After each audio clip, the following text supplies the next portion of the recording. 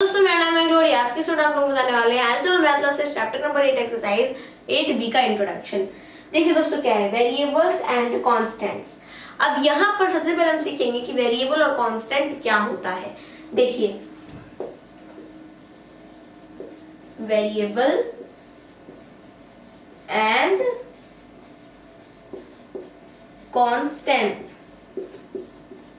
तो पहले सीख लेते हैं वेरिएबल क्या है भाई। तो देखिए वेरिएबल में यहाँ पर सबसे पहले देखिए दोस्तों, वेरिएबल मतलब होता है कि अल्फाबेट के जितने भी लेटर्स होते हैं, अल्फाबेट के जितने भी लेटर्स होते हैं, जितने भी अल्फाबेट्स हैं वो क्या है, वो हमारे वेरिएबल है। जैसे A B C D E F and ऐसे ही कहाँ तक, जेड तक। ठीक है, ये जितने भी लेटर्स हैं दोस्तों सब क्या है, वेरिएबल है। वेरिएबल का मतलब होता है दोस्तों कि जितने भी लेटर्स हैं अल्फाबेट के वो सारे क्या कहलाते हैं, वेरिएबल कहलाते हैं इन मैथ। ठीक है, अब ऐसा नहीं है कि टीचर पढ़ा रही है इंग्लिश की तब तक नहीं मैम लेटर नहीं है तो वेरिएबल है, नहीं, मैथ्स में ऐसा होता है। ठीक है, अब आगे बढ़ते हैं, कॉन्स्टेंट्स क्या है। कॉन्स्टेंट्स क्या है, कांस्टेंट मतलब दोस्तों कि हमारे मैथ के जितने नंबर्स होते हैं वो सब कांस्टेंट होते हैं। 1 2 3 4 5 6 ऐसे ही वो चलते रहेंगे, कहां तक, इनफाइनाइट तक। सारे क्या है, कांस्टेंट हैं। और ए से लेकर के जेड तक के दोस्तों जितने भी लेटर्स वो सारे क्या हैं, वेरिएबल हैं। अब बात करते हैं अलजेब्रिक एक्सप्रेशन क्या होता है। ठीक है, जिसपे दोस्तों हमारे चैप्टर का नाम है। तो अलजेब्रिक एक्सप्रेशंस,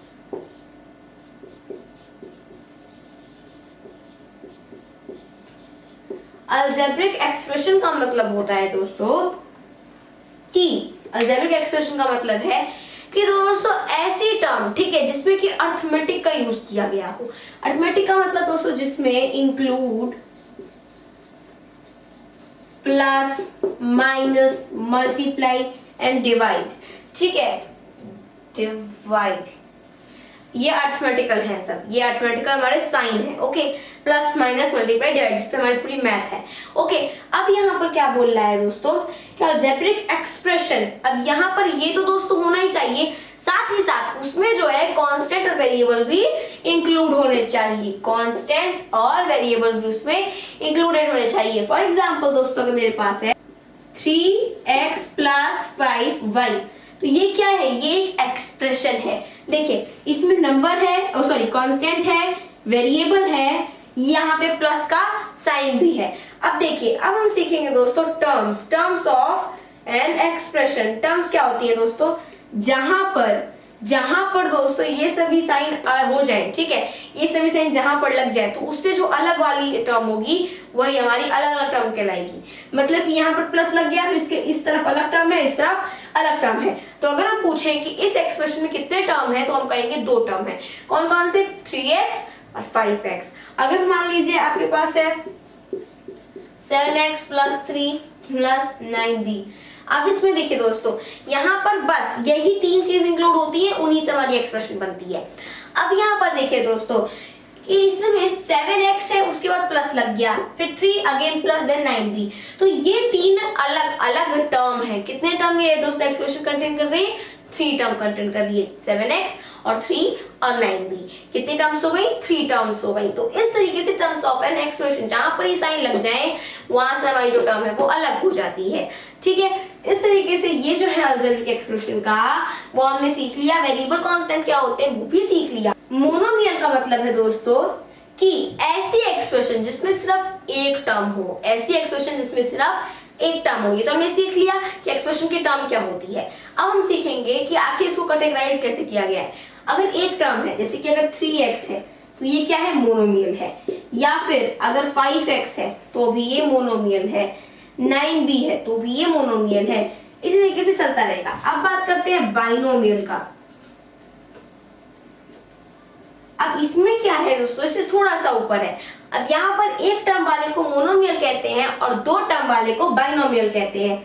अगर 3x + 5x है तो बाइनोमियल, 3y + 2 है तो ये भी बाइनोमियल।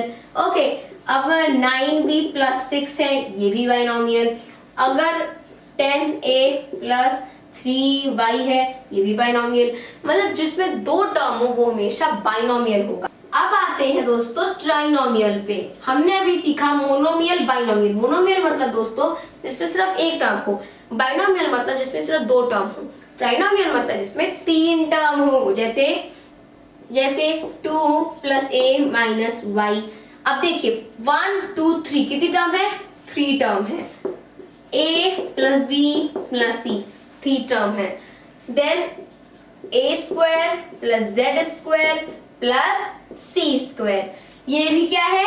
ये भी ट्राइनोमियल है। अब आते हैं दोस्तों नेक्स्ट क्वाड्रिनोमियल पे। नोमियल, ठीक है। क्वाड्रिनोमियल का आप दोस्तों गेस करिए, जब मोनोमियल में 1 था और बाइनोमियल में 2 था, ट्राइनोमियल में 3 है, तो क्वाड्रिनोमियल में क्या होगा? इसमें 4 होगा। जैसे कि x² + y² + z² - xyz। अब इसमें दोस्तों देखिए कितनी टर्म्स हैं? इसमें 4 टर्म है, 1 2 3 4, ठीक है। ये वाली कितनी टर्म्स है? 4 टर्म्स है। इसी तरीके से दोस्तों अब नेक्स्ट आता है पॉलिनोमियल, ठीक है। अब देखिए पॉलिनोमियल का मतलब होता है दोस्तों कि ऐसी एक्सप्रेशन जिसमें 2 हो या फिर 2 से ज्यादा हो। इसमें दोस्तों कितनी भी टर्म्स हो सकती हैं, 5 6 7 8 2 3, कितनी भी हो सकती हैं, बस वो 2 से ज्यादा होनी चाहिए, तभी वो क्या कहलाएगा? पॉलिनोमियल कहलाएगा, ठीक है। तो आप इसका कोई भी अपने एग्जांपल बना सकते हैं, जैसे कि x⁴ + 3xy - xyz + 4ab, ठीक है, + 3bc क्या है? पॉलिनोमियल है, ठीक है। तो इस तरीके से दोस्तों अब हम क्या सीखेंगे? अब आता है फैक्टर्स। एक्सप्रेशन का फैक्टर कैसे होगा? जैसे कि दोस्तों मान लीजिए कि अगर आपके पास है 5 + x² + y। अब देखिए इसमें हम क्या करते हैं, जो टर्म होती है दोस्तों उसको अलग अलग कर देते हैं, जो टर्म होती है उसको हम अलग अलग कर देते हैं। जैसे कि इसमें एक टर्म क्या है? 5 है। दरवाजा बंद कर दीजिए।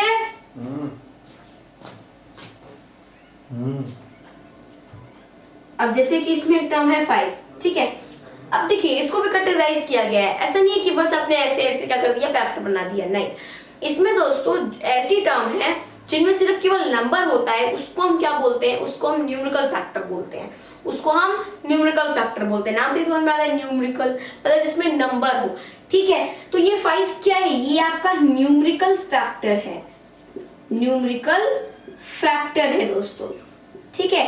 एंड यहाँ पर x² एक है एंड y, ये दोनों क्या है दोस्तों? ये आपके लिटरल फैक्टर हैं।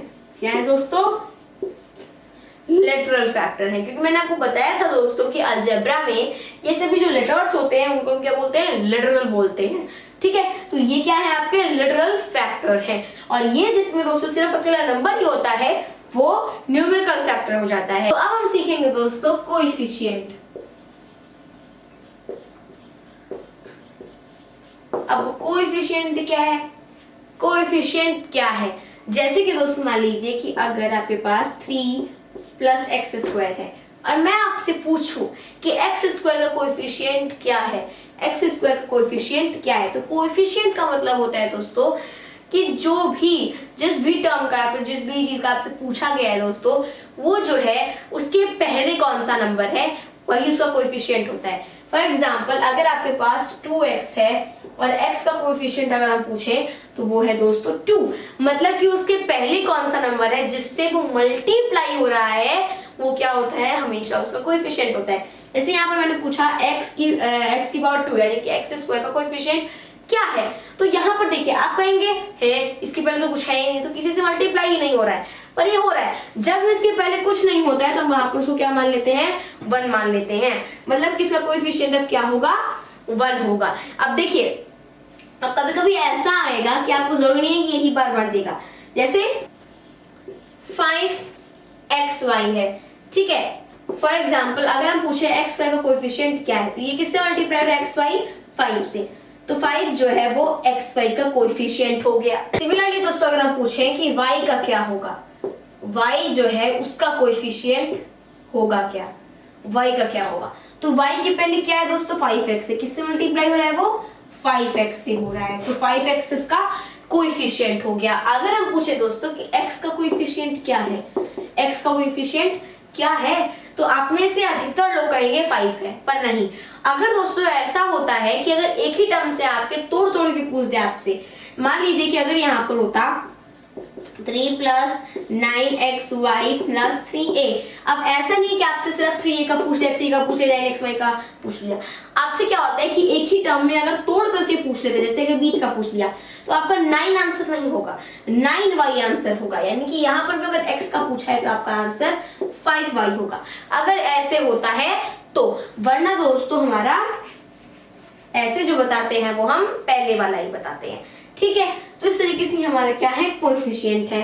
अब आगे बढ़ते हैं हम किसमें, कांस्टेंट टर्म्स में।